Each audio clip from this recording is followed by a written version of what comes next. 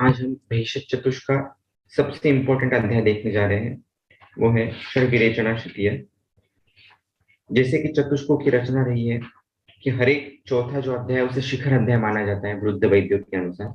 इसका मतलब हर एक चतुष्क का जो चतुर्थ अध्याय है उसमें कुछ अनूठी बातें कही गई है, या उस अध्याय को पढ़ने मात्र से भी आपको एक्स्ट्रा कुछ मिलता है जो अन्य अध्यायों से नहीं मिलता है। तो आज हम इस ब्यूटीफुल अध्याय को, जो आपकी पूरी प्रैक्टिस इस एक अध्याय पे चल सकती है, इतना सामर्थ्य इस अध्याय में है। इस अध्याय में लास्ट के श्लोकों में बताया कि मंदानाम व्यवहाराय बुधानाम बुद्धिवृत्ते, यानी कि मंद व्यक्ति जो है उसका व्यवहार चल जाएगा इस कषाय को समझने मात्र से, और बुधानाम बुद्धिवृत्ते, जो बुद्धिमान व्यक्ति है उसकी प्रज्ञा शुद्धि होकर उसकी बुद्धि वर्धन होने में मदद होगी। इसका मतलब आप जितना लॉजिक लगाओगे उतना आपका बढ़ता जाएगा। बहुत लोग कहते हैं कि तीन शिष्य होते हैं, मंद शिष्य, मंद बुद्धि का, मध्य बुद्धि का, तीक्ष्ण बुद्धि का। मैं कहता हूँ ये तीनों वृत्तियां एक ही शिष्य में होती है। एक ही शिष्य मंद बुद्धि का ही होता है, उसमें ही मध्यम बुद्धि होती है, उसमें ही तीक्ष्ण बुद्धि होती है। कोई चीज वो बहुत अच्छे से समझ जाता है, वो उसकी तीक्ष्ण बुद्धि है। कोई चीज वो मध्यम मात्रा में समझता है, वो मध्यम बुद्धि है। और कोई चीज जो है वो समझ में ही नहीं आती उसी जल्दी से, वो उसकी मंद बुद्धि है। तो इस प्रकार से कोई महाकषाय में आप परफेक्ट होंगे शायद, वो आपकी तीक्ष्ण बुद्धि है। किसी को आप मीडियम लेवल पर समझ रहे हैं, वो मध्यम बुद्धि है। और किसी को आप समझ ही नहीं पा रहे, वो मंद बुद्धि है। तो इसका पारायण करने से और एक स्पेसिफिक तरीके से इस महाकषाय के माइंड मैप्स बनाने से आपको बहुत नई नई चीजें सामने आती है, नई नई चीजें सीखने को मिलती है। तो are you all ready for it? करें स्टार्ट। Yes, sir. हम ऐसा करेंगे, हम आज नीचे से ऊपर तक जाएंगे। हमेशा पहले दीपनीय से शुरुआत करते थे, आज हम पहले लास्ट वाले जो महाकषाय उसको देखेंगे।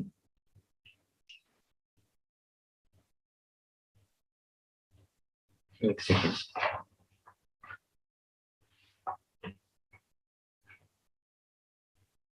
आपके कुछ क्वेश्चंस होंगे तो निकाल के रखिएगा, इफ टाइम परमिट्स अभी, नहीं तो फिर ग्रुप के ऊपर बाद में हम देखेंगे। ओके, तो सबसे लास्ट वाला कषाय है वयस्थापन महाकषाय, जो कि सुमोद सर का फेवरेट है। वयस्थापन का अर्थ होता है, मैं थोड़ा सा फास्ट बताऊंगा क्योंकि हमें बहुत सारे महाकषाय कवर करने। अगर आप चाहते हैं तो बाद में इस रिकॉर्डिंग को पुनः समझ सकते हैं। वयस्थापन, वयस्थापनत्वम च स्रोतो शुद्धिकरत्वात्, ऐसा कहीं पर लिखा है कि स्रोतो शुद्धि होने की वजह से वयस्थापन होता है। वय doesn't mean only age of our body, it mean cellular ageing. हर किसी प्रकार का age, ageing of the arteries, जो भी कुछ एजिंग का से रिलेटेड फैक्टर है उसको जो नॉर्मल कर दे वो वयस्थापन है। ऐसा कहा जाता है कि man is as old as is arteries. तो उस प्रकार से हर एक चीज का, बॉडी की हर एक सेल्युलर एंटिटी से लेकर टिश्यू एंटिटी तक का वय हो जाना, अकाल में उसका क्षय हो जाना, ये वयस्थापन है।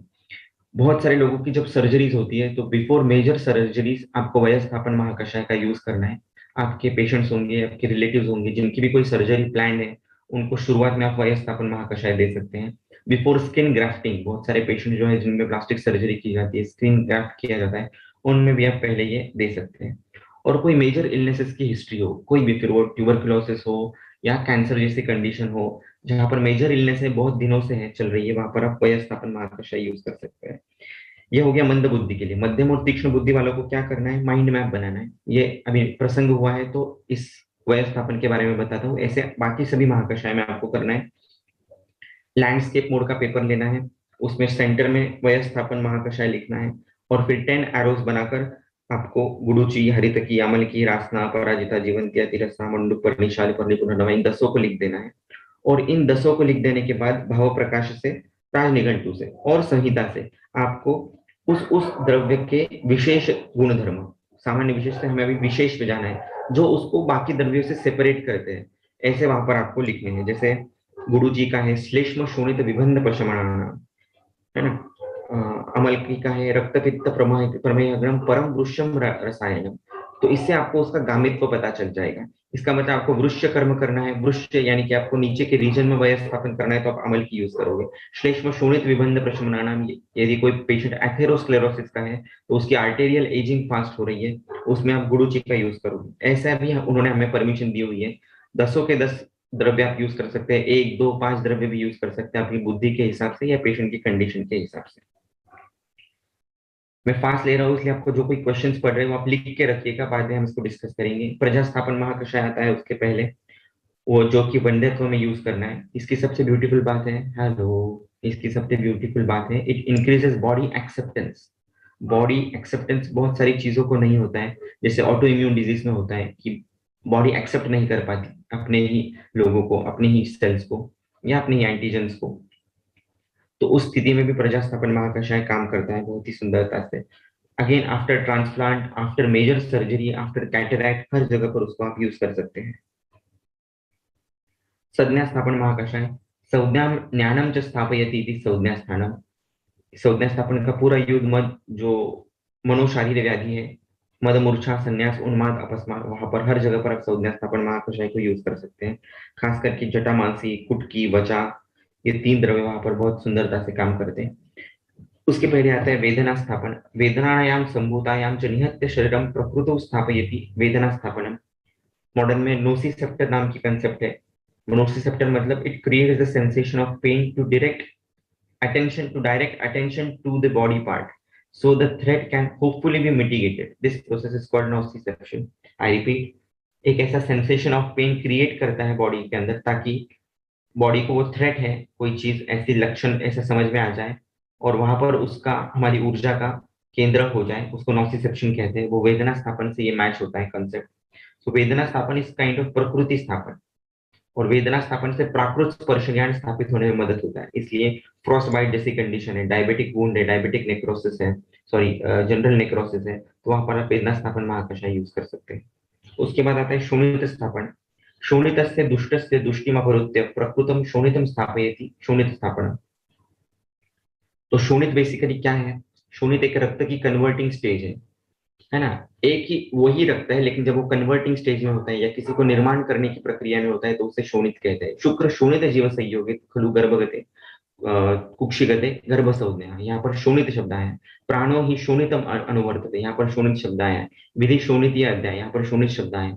जहां जहां पर शोणित शब्द है वो रक्त का जेली लाइक स्वरूप या तो फिर कन्वर्टिंग फेज ऑफ रक्त जिससे कुछ निर्माण होता है, उस प्रकार के अर्थ में आया हुआ है। और प्राणो ही शोणितम वर्तते इस अर्थ में आया हुआ है। इसीलिए शोणित स्थापन महाकषाय जो है वो रिकरेंट ब्लड ट्रांसफ्यूजन में, थैलेसीमिया में, रक्त क्षय में, संधान स्कंदन पाचन करने के लिए यूज हो सकता है।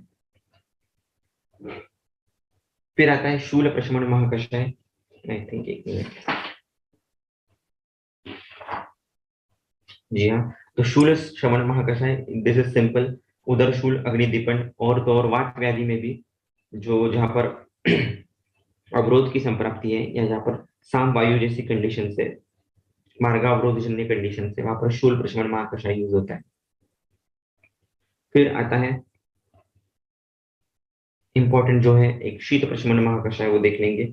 शीत प्रशमन महाकषाय में कफ दोष जहां जहां पर है वहां पर आभ्यंतर और बाह्य प्रयोग में शीत प्रशमन महाकषाय यूज होगा। विशेषतः बाल रोगों में ये शीत प्रशमन जो है, इसका लेप आप दे सकते हैं बच्चों के कफ में।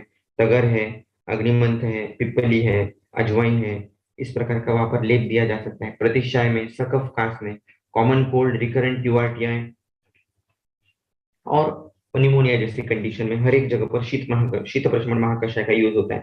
थोड़ा सा अंडर यूज कषाय है, लेकिन हमें इसका यूज अभी बढ़ाना है। अंगमर्द प्रशमन महाकषाय, वैचित्य अरति ग्लानि मनसा ताप लक्षणम इंद्रियाणाम च वैकृत्य, इस प्रकार का कुछ वर्णन आया हुआ है। और कहते हैं कि चय एव जयत दोषम। तो ये जहां पर भी बल क्षय है या व्याधि की शुरुआत है, जैसे प्राजक्ष्मा, ज्वर, ग्रहणी के पूर्व रूप में भी बल क्षय का वर्णन आया है, वहां सभी कंडीशंस में आप अंगमर्द प्रशमन महाकषाय यूज कर सकते हैं।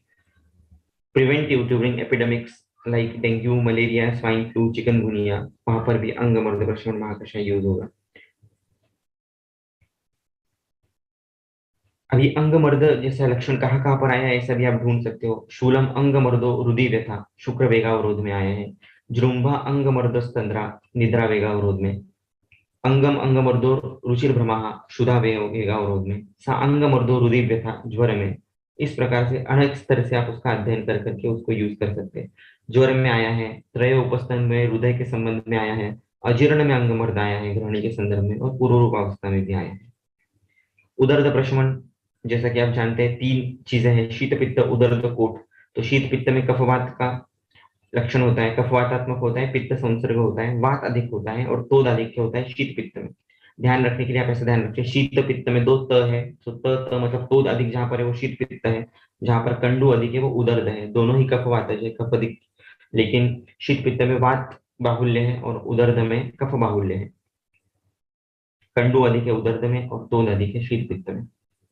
तो वहां पर पूरा का पूरा उदर्द प्रशमन महाकषाय यूज होगा। दाह प्रशमन महाकषाय कहाँ पर यूज होगा? तो हर जगह का जो दाह है, फिर वो अक्षी हो, उर हो, मुख, नासा, उदर, पुरी, समुद्र, गुद, हस्तपाद, तल दाह हो या जीर्ण ज्वर हो, हर जगह पर ये यूज किया जा सकता है। जैसा कि मैंने पहले बताया, माइंड मैप्स बनाकर हर एक द्रव्य का विशेष गामित्व आपको पता कर सकते हैं। जैसे मान लीजिए चक्षुगत दाह है, तो आप वहां पर यष्टि मधु यूज करोगे, क्योंकि चक्षुष, वृक्ष, केश, कंठ ये उसकी फलश्रुति में दिया गया है। इस प्रकार से आपको द्रव्य का अध्ययन कर कर उसका गामित्व यदि आप निकाल पाओ, तो बहुत सुंदरता से और एकदम प्रिसाइजली महाकषाय को आप यूज कर सकते हैं। दोष प्रशमन के एंगल से भी इसका विचार किया जा सकता है। जैसे दाह प्रशमन ये पित्त डोमिनेंट में, शीत प्रशमन कफ डोमिनेंट में, शूल प्रशमन वात डोमिनेंस में, उदर्द प्रशमन वात कफज में, अंगमर्द प्रशमन त्रिदोषात्मक कंडीशन में यूज हो सकता है। शोधर महाकषाय में क्या है? तो सारे के सारे दशमूल है, ध्यान रखने के लिए इजी है। पूरा दशमूल का जो कषाय है वो शोधर है। ये शोथ में, शूल में, वातानुलोमन में भी यूज होता है। उच्च रक्तचाप में पेशेंट अगर हाइपरटेंसिव है तो वहां पर शोथर महाकषाय और मेध्य रसायन, ये कॉम्बिनेशन बहुत खूबसूरती से काम करता है। जैसे मान लीजिए गुरु जी का आपने शिरपाक बनाया और शोथर महाकषाय के साथ, शोथर महाकषाय के आपके पास टैबलेट है या पाउडर है, तो उसको मेध्य कषाय महाकषाय के अनुपान के स्वरूप में आप उसको दे सकते हैं।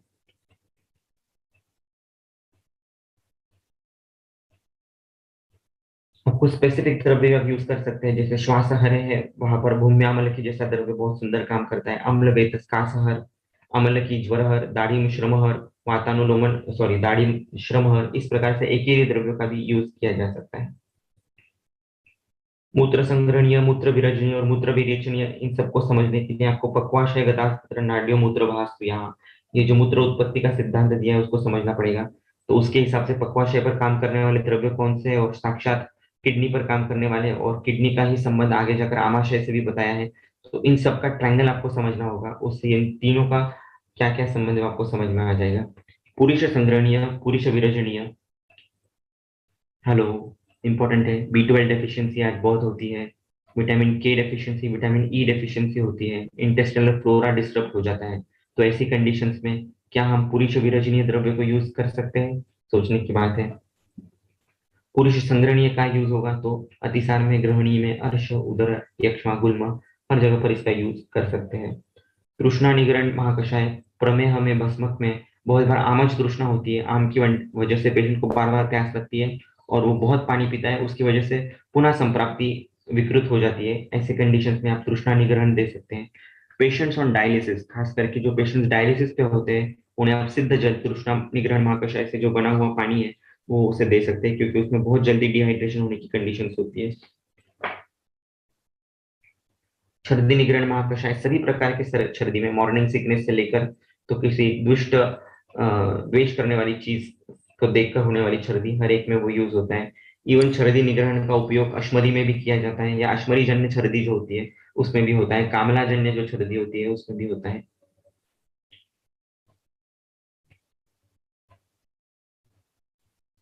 अभी बहुत ही इंपॉर्टेंट कॉन्सेप्ट आपको बताने जा रहा हूँ, ध्यान से सुनिएगा। बहुत बार बहुदोष अवस्था नहीं होती है, या बहुत बार हम किसी पेशेंट को चाहकर भी पंचकर्म नहीं कर पाते हैं, तो वहां पर आप एक ब्यूटीफुल युक्ति के साथ थोड़ी थोड़ी कम मात्रा में आप शोधन स्वरूपात्मक ये द्रव्य को यूज कर सकते हैं। ऐसा कहा है कि जहां पर पेशेंट का बल कम है या और व्याधि का भी बल कम है, वहां पर बार बार थोड़ी थोड़ी मात्रा में दोष का निर्हरण करना चाहिए। तो इसमें आप ऐसा कुछ कर सकते हैं, स्नेहोपग स्वेदोपग महाकषाय को आप साथ में चला सकते हैं। फिर बाद में आपको उसको वमन देना है पेशेंट को, लेकिन वमन नहीं दे पा रहे हैं, तो वमनोपग महाकषाय आपको दीजिए। तो किंचित किंचित मात्रा में वो वमन सदृश कर्म होकर जो उसके दोष है वो शरीर से बाहर निकलेंगे। वैसे ही विरेचन के लिए कुछ दिन स्नेहोपग महाकषाय, स्वेदोपग महाकषाय या दोनों को साथ साथ देकर बाद में विरेचनोपग महाकषाय देंगी, तो शनै शनै ही उसका मल जो है वो बाहर निकलने में मदद होगी। वैसे ही आस्थापनोपग, बस्ती का आ रहा है पेशेंट लेकिन किसी वजह से नहीं कर पा रहा है, तो आस्थापनोपग, अणुवासनोपग महाकषाय यूज कर सकते हैं। वैसे ही शिरोविरेचनोपग महाकषाय है। आप कुछ कॉम्बिनेशन बना सकते हैं, जैसे कफ की विकृति, मान लीजिए आपने जान लिया कि इस पेशेंट में कफ ही डोमिनेंट है तो आप उसको रसपाचक के साथ वमनोपक महाकषाय दे सकते हैं। पित्त की विकृति है तो रक्तपाचक के साथ विरेचनोपक। वात की विकृति है अस्थि मज्जापाचक और अस्थापनोपक अनुवासनोपक एक साथ में। नस्य है, करवाना किसी पेशेंट को नहीं कर पा रहे हैं किसी वजह से, रक्तपाचक और शिरोविरेचनोपक महाकषाय आप दे सकते हैं। हेलो, समझ में आ रहा है?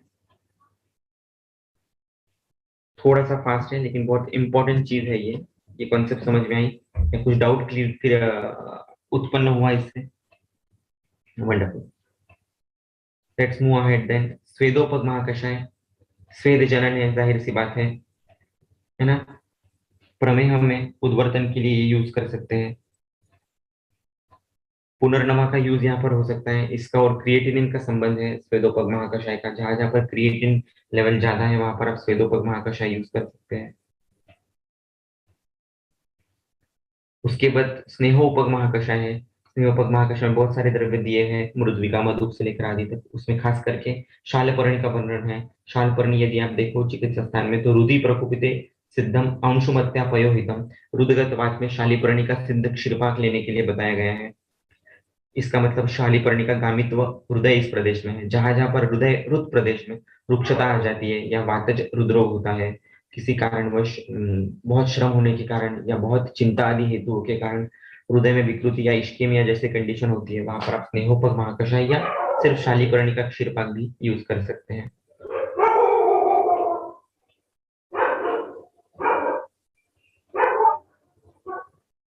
बहुत ही इंपॉर्टेंट बात अभी बताने जा रहा हूँ, ध्यान से सुनिए। एक महाकषाय आया है स्तन्य जनन महाकषाय। अब स्तन्य क्या है? तो स्तन्य बेसिकली रस धातु का अंतिम स्वरूप है, एंड प्रोडक्ट है। उसके आगे सिर्फ उपभोक्ता बच्चा होता है। दूसरी ओर हृदय है जो रसोह स्रोतस का मूल है, वहीं से रस का आरंभ है। दोनों स्तन और हृदय अपने विशेष कार्य संकोच विकास और स्तन्य उत्पत्ति के लिए यूनिक है, अनन्य है, और दोनों अपनी रसवाहिनियां खुद बना लेने में समर्थ है, माहिर है। अतः स्तन्य जननियां औषधियां ये आईएचडी में काम कर सकती है क्या? ये आपको सोचने वाली बात है। इस्केमिक हार्ट डिजीज में जहां पर आपको कोलैटरल्स निर्माण करना है वहां पर स्तन्य जनन महाकषाय काम करेगा। और कोलैटरल्स निर्माण करने के पहले भी आपको यदि वहां का स्थानिक स्रोत अवरोध दूर करना है तो पहले आप स्तन्य शोधन महाकषाय से आगे बढ़ोगे। मॉडर्न का तो हम मानते हैं, अगर मेटफॉर्मिन से पीसीओडी में भी चल सकता है। अगर मिनटॉप जो कि मिनॉक्सिडिल है, वो जो कि हाइपरटेंशन की दवा है, वो हेयर लॉस पे भी चल सकती है। तो क्यों ना हमारा स्तन्य जनन महाकषाय कोलैटरल्स डेवलप करने में आईआईटी के पेशेंट में यूज हो सकता है? बिल्कुल हो सकता है। उस तरीके से हम सोचे तो सही। विषग्न महाकषाय है, बहुत जगह पर इसका भी यूज हो सकता है। आम विष से लेकर सर्प विष तक इसका यूज हो सकता है। पोस्ट कीमोथेरेपी बहुत पेशेंट्स आते हैं या रेडिएशन के बाद के पेशेंट्स आते हैं, वहां पर विषग्न महाकषाय यूज होता है। हमारे डेली के खाने में भी आपको इसके द्रव्य यदि देखो तो हरिद्रा, मंजिष्ठा, सूहा, सूक्ष्म इला, पालिंदी, चंदन, कोटक, सिंधुवार, श्लेष्मातकाणी, ये जो द्रव्य है उसमें से हरिद्रा और एला ऐसे दो द्रव्य आप आपके भोजन में हमेशा रखें, या आप खाना खाते वक्त थोड़ी सी हरिद्रा और एला की चटनी बना के रख देते हैं और बीच बीच में खाते हैं, तो आम जन्य कंडीशन होगी नहीं, आम विष का निर्माण होगा नहीं। इस प्रकार से आप कर सकते हैं। कृमिघ्न महाकषाय, कृमि बहुत बड़ा टॉपिक है, बहुत सारे लक्षण कृमि में आते हैं, है ना। जैसे गुदकंडू से लेकर रुद्धशूल, त्वचा पर व्हाइट व्हाइट डॉट्स हो जाना, भूख की इच्छा न होना, ऐसे कम से कम 19 या 20 लक्षण कृमि में आते हैं। तो वहां पर हर जगह पर कृमिघ्न महाकषाय यूज होगा। कृमि की उत्पत्ति देते वक्त वाचस्पत्य में कहा है कि लुम्पयंती कीड़ा कृमयः परितः, और हलयुक्त कोश में कहा है कि क्रमति क्रम पदा विक्षेपा, यानी कि it means those which are capable to break or injure the surroundings can be said as कृमि। Hello, those which are capable to break or injure the surroundings can be said as कृमि। अब इस व्याप्ति में देख लीजिए कितनी चीजें आएगी। फिर वो कोरोना से लेकर तक टीनिया के अलग अलग प्रकार के बैक्टीरिया जो है, वायरसेस हैं, वो सभी इसमें आ सकते हैं, क्योंकि it means those which are capable to break और इंश्योर द सराउंडिंग्स। पूरी इंटेग्रिटी जो है वो टिश्यू की, वो तोड़ने में जो जो करते हैं वो कृमि है, और इसका विरोध करते हैं वो कृमिघ्न है। कंडुघ्न महाकषाय, सभी प्रकार के कंडू, फिर वो शारीरिक हो या मानसिक कंडू हो। हेलो, शारीरिक कंडू, मानसिक कंडू, मानसिक कंडू क्या क्या है? तो गलत धारणाएं, ईर्ष्या, काम, क्रोध, मान, माया, लोभ।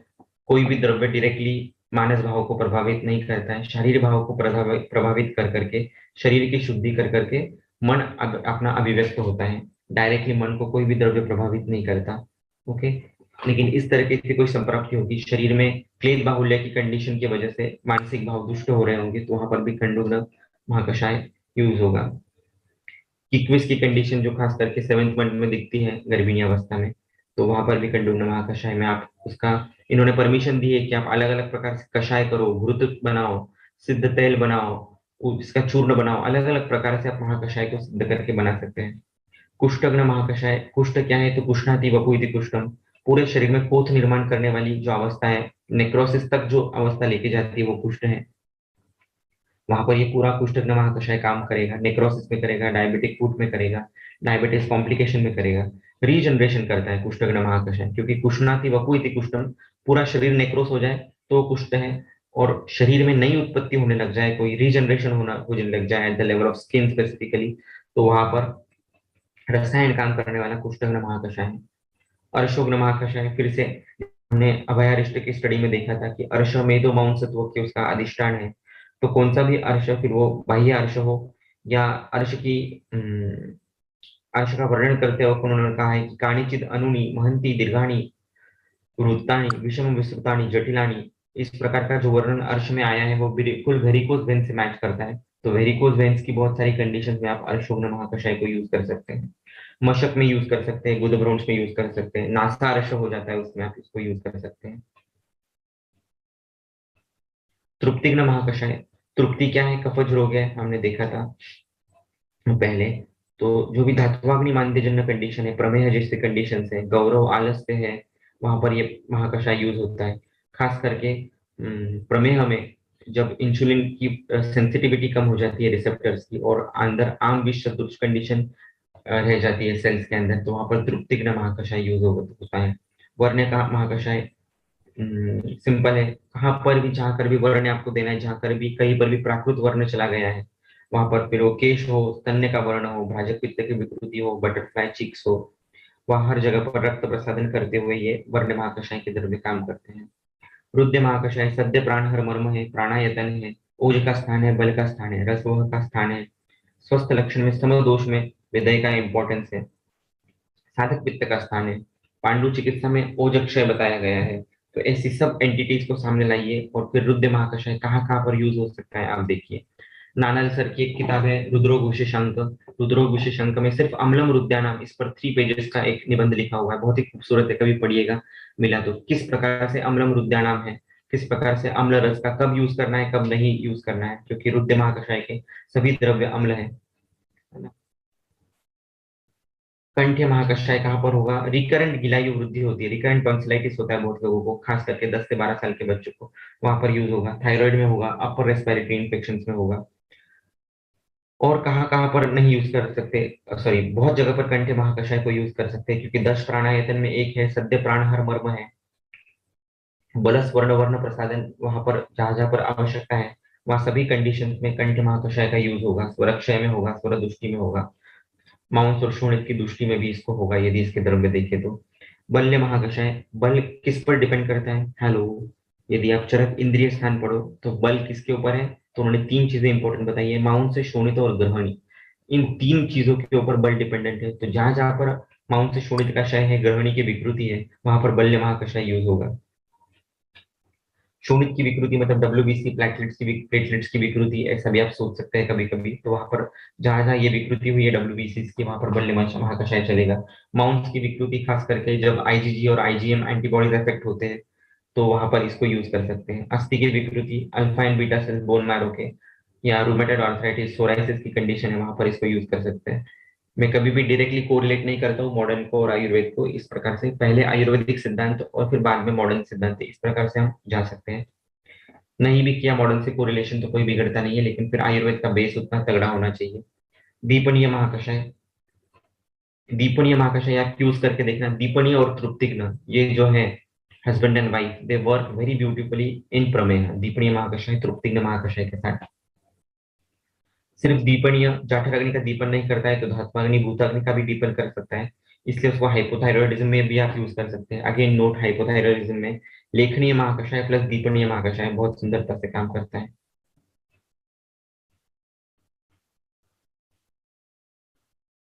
सबसे इंपॉर्टेंट महाकषाय कौन सा है आपके हिसाब से? मैंने इसके ऊपर यूट्यूब पे एक लेक्चर रखा हुआ है, कभी सुनिएगा। ये सबसे इंपॉर्टेंट महाकषाय है मेरे हिसाब से। ओके, चरक ने वैसा बताया नहीं कहीं पर, लेकिन जब आप प्रैक्टिस शुरू करते हो, नए प्रैक्टिशनर्स, हालांकि जो बच्चे हैं यहाँ पर, जब आप प्रैक्टिस शुरू करोगे तो बाकी कोई दवाई आपके पास हो ना हो, इस महाकषाय को आपको रखना ही है। ये सिर्फ संधानीय महाकषाय। संधानीय महाकषाय का वर्णन उपकल्पनीय अध्याय में पहले इसमें आया है। संग्रहणेन इस शब्द से संधानीय महाकषाय का वर्णन है, यानी कि ये संधान करने में यूज होता है। संधान मतलब बाकी की सब चीजें तो आप जानते ही है, फिर वो लिगामेंटल टेयर्स हो, इंजुरीज है, उसमें तो करता ही है, अतिसार में तो करता ही है, लेकिन शुक्र आर्तव जन्य उसका भी संधान करने में मदद करता है। चक्रपाणि ने बताया शुक्र आर्तव संधान कारणम इति अर्थम। बहुत सारे कपल्स होते हैं जिनमें आपस में बनती नहीं है और उसकी वजह से इनफर्टिलिटी है, तो वहां पर भी दोनों को आप संधान या महाकषाय देने मात्र से फर्क दिखता है। मैंने ऐसे 3 से 4 ऐसे पेशेंट्स थे जिसमें मैंने कोई भी वृक्ष द्रव्य नहीं यूज किया। एक तो कपल ऐसा था जिसमें जो हस्बैंड था उसका वेट था सिर्फ 38 kg, और जो लड़की थी उसका वेट था अराउंड 43-44 kg। बहुत ही क्रूश थे दोनों के दोनों। और गृहिणी का पेशेंट था वो जो हस्बैंड था, चिरकालीन गृहिणी का पेशेंट था, वातज गृहिणी का। तो वो मेरे पास आए शुरुआत में। तो शुरुआत में मैंने कुछ गृहिणी की ट्रीटमेंट दी, परिपाठा दिकाढ़ा वगैरह दिया, उसे थोड़ा बहुत उपशय मिला, ज्यादा उपशय नहीं मिला। लेकिन वो आए थे इनफर्टिलिटी के लिए ही। पहले मैंने बोला गृहिणी को अपन सुधार लेंगे और उसके बाद फिर वृक्ष दवाइयां यूज करेंगे, तो कुछ फर्क नहीं गिरा, तो मैंने डायरेक्टली अगले नेक्स्ट विजिट में उनको संधानिया महाकषाय शुरू कर दिया। और संधानीय महाकषाय शुरू करने के 1 सवा महीने में कंसीव हो गई वो। सो इट हैपन्स, कभी कभी हम सोचते भी नहीं है, उसके परे की चीजें हो जाती है। भेदनीय महाकषाय, अगेन अश्मरी में, मशक में, श्वित्र में, हेलो, श्वित्र में भी भेदनीय महाकषाय यूज होता है। कैसे, आप ढूंढ के बताना मुझे। फाइब्रॉइड में होगा, गुल्म में होगा, बाह्य अर्श में होगा। लेखनीय महाकषाय स्थूल्य में यूज होता है। लेखनीय महाकषाय का यदि आप चूर्ण बना लो तो इससे आप उद्वर्तन भी कर सकते हैं, बहुत सुंदरता से वजन भी कम होता है, क्लेश बाहुल कंडीशन जो होती है वो भी कम होती है। फाइब्रॉइड में लेखनीय भेदनीय महाकषाय दोनों आप साथ साथ में यूज कर सकते हैं। लेखन और भेदन करने वाले 3 द्रव्य बहुत खूबसूरत है। एक है चित्रक, दूसरी कुटकी, तीसरा है चीरबिलव। तीनों को साथ साथ काढ़ा बनाकर आप फाइब्रॉइड के पेशेंट्स को, पीसीओडी के पेशेंट्स को रसपाचक के साथ ये कॉम्बिनेशन दे सकते हैं। भ्रूणीय महाकषाय, खास करके मांस का भ्रूण करना है, निराम अवस्था है, रसायन कर्म अपेक्षित है। व्याधि के पूर्व अवस्था में और व्याधि के पश्चात अवस्था में भ्रूण की जहां जहां अपेक्षा है वहां पर कर सकते हैं। भ्रूणीय महाकषाय कौन है भ्रूणीय नर, तो ये चरक सूत्र 22 में दिया है। क्षीणा शता कृशा वृद्धा दुर्बला नित्य मध्वगा, स्त्री मध्य नित्या ग्रीष्मे च भ्रूणिया नरा स्मृता। इन सभी कंडीशन में भ्रूण दे सकते हैं। खास करके ग्रीष्म में हमको भी भ्रूण लेना है और हमारे पेशेंट्स को भी भ्रूण हमें देना है। फिर वो प्रमेह का पेशेंट क्यों ना हो, उसको ग्रीष्म ऋतु में प्रमेह में जो साथ में है, या प्रमेह में व्याधि साथ में ऐसे द्रव्य है, या नहीं भी है तो उसको मधुर रसात्मक द्रव्य से आपको भ्रूण कराना है कुछ दिनों के लिए। नहीं तो फिर, क्योंकि जैसा धातुओं का बल होता है वैसे ही कंडीशन बहुत बार होती है, और प्रमेह में बहुत बार धातु बल भी कम हो जाता है, क्योंकि हम नित्य कर्षण करने वाली दवाइयां देते हैं उन्हें। तो ऐसा जानकर ग्रीष्म ऋतु में उसे ग्रहण दिया जा सकता है। जीवन कर्म, जीवन या महाकषाय कहाँ पर नहीं है, हर जगह पर है। शुक्र का काम है पुनरुत्पादन करना, और रक्त का काम है उसमें चेतना और जीवन डालना, यानी कि रक्त और शुक्र ये दोनों इंपॉर्टेंट धातु है आपको जीवन या महाकषाय में। तो जहां जहां पर इन धातुओं की विकृति होगी वहां पर जीवनीय महाकषाय आएगा। शुक्र दोष की यदि आप चिकित्सा देखो तो वो जीवनीय महाकषाय है, वो रसायन द्रव्य है। और शुक्र वृद्धि की चिकित्सा वाजीकरण है। ओके, सो दोनों इज डिफरेंट। जीवनीय महाकषाय में फिर से वैसा ही लॉजिक लगाना है कि प्राणो शोणितम अनुवर्तते, षड इंद्रिय प्रसादन, आयुष्य कर, उसमें आने वाले द्रव्य मधुर रसात्मक, प्रीणन और जीवन करने वाले, यानी कि रस और रक्त पर विशेषता काम करने वाले। नागोदर के पेशेंट्स होते हैं बहुत बार, उपशुष्क के, जिसमें ग्रोथ नहीं होती है गर्भ की, फीटस की ठीक से, वहां पर आप इसको दे सकते हैं। तो दोस्तों ये पंचाशत महाकषाय क्या है बेसिकली? तो ये पंचाशत महाकषाय हमारे शरीर में नित्य काम कर रहे हैं। दीपन ये भी काम कर रहा है, शूल प्रशमन भी काम कर रहा है, प्रजास्थापन भी। अभी हमारे शरीर में 50 के 50 जो फैक्टर्स है, कर्म है, वो काम कर रहे हैं। ऐसा नहीं है कि सिर्फ एक है। आप ऐसा सोच के चलो कि बॉडी एक बिल्कुल बड़ी फैक्ट्री है और उसमें ये 50 के 50 महाकषाय कंटिन्यूसली काम कर रहे हैं। आपको सिर्फ आइडेंटिफाई करना है कौन सी महाकषा में विकृति है और उसके तद अनुरूप आपको महाकषाय देना है, तो अपनी आप गुत्थियां सुलझनी चालू हो जाती है। दूसरा इंपॉर्टेंट कि हमारी जो टीम है, मैं और मेरे कुछ दोस्त हैं, वो हम लोग महाकषाय की टैबलेट्स बनाते हैं। पूरे भारत में भी आप देख लो तो बहुत कम लोग महाकषाय के ऊपर प्रैक्टिस करते हैं। क्यों ऐसा है पता नहीं, जबकि चरक के महाकषाय सबसे सुंदर है। तो यदि आप में से किसी को कुछ महाकषाय चाहिए होंगे तो हम उसका आपको चूर्ण या टैबलेट बना के दे सकते हैं। लेकिन महाकषाय को प्रैक्टिस में यूज करो। आपने देखी अभी रेंज कितनी बड़ी है महाकषाय की। मंदा नाम व्यवहार आया है, ये फिर भी हम लोग मंद एंगल से सोच रहे हैं। जब हम माइंड मैप्स बनाएंगे 10-10 द्रव्य को एक एंगल से सोचेंगे तो हमें उसकी रीच बहुत बढ़ जाएगी और उसको और भी व्यापक दृष्टि से और प्रिसाइजली यूज कर पाएंगे। क्योंकि 48 मिनट्स का टाइम होता है, इसलिए मैंने भाग भाग के कंप्लीट किया है ये आज का session. Hopefully you enjoyed it. Please type amazing in the चरक box if you really like it. अगर आपको नहीं लगा है तो उल्टा भी डाल सकते हैं, नो सर बोरिंग था, बहुत फास्ट था, नहीं समझ में आया, what ever you feel. Yes great. कोई तारीफ करे तो अच्छा लगता है ना। वंडरफुल। अभी आपसे ये अनुरोध है कि आज ग्रुप पर बारिश हो जानी चाहिए मैसेजेस की, इतने महाकषाय डिस्कस होने चाहिए। और आप सब में से भी एक एक महाकषाय आप ले सकते हैं और उसके ऊपर काम कर सकते हैं। आप चाहते हैं होंगे तो मैं आपको नाम के आगे एक एक महाकषाय दे दूं आपको, आप उस महाकषाय का स्टडी करो आज। या तो आप अपनी चॉइस का कर लीजिए, कैसा चाहिए आपको। यूट्यूब पे 2 लेक्चर्स हैं, योगिता मैडम एक संधानीय महाकषाय पे, एक महाकषाय का महात्म्य इस नाम से कुछ है। तो आप वो भी देख सकते हैं, वहां पर मैंने कुछ अलग डायमेंशन से बातें बताई हैं।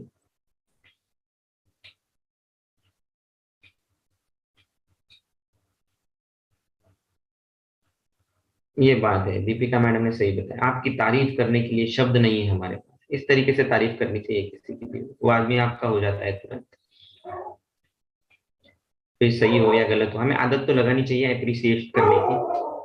कभी कभी फेक लगेगा आपको, लेकिन फेक से शुरुआत होती है। फिर धीरे धीरे ये आदत पड़ जाती है कि हम पॉजिटिव ही देखते हैं लोगों में से, निगेटिव हमें दिखता ही नहीं है। So somewhere you have to start with appreciating. Wonderful. ये सिर्फ मेरे लिए नहीं चाहता हूं मैं, आप हर जगह पर इस फॉर्मूले को यूज करें। Yes Ritam sir, we need more lecture about महाकषाय। लेकिन जैसे कि हमारा क्रम है फिलहाल, वी हैव टू डू 1 अध्याय एवरी डे। बहुत समय दे दिया किसी चीज को तो वो ठीक से नहीं हो पाता, इसीलिए ऐसा शुरू किया है कि एक ही दिन में जितना हो सके उतना उस अध्याय के ऊपर अध्ययन। फिर भी हमें बाद में कभी टाइम मिला तो उसके ऊपर डिटेल में लेंगे। यस मैम, जवाहर के ऊपर भी हम देखेंगे डिटेल में।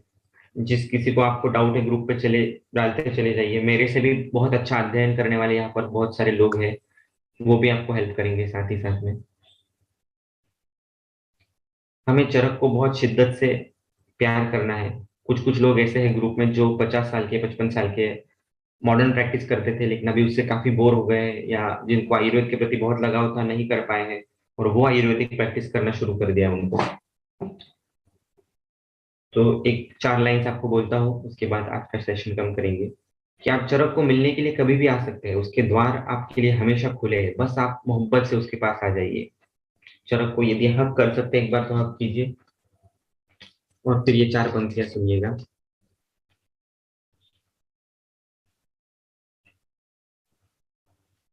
कि जिस पर उसकी रहमत हो वो दौलत मांगता है क्या।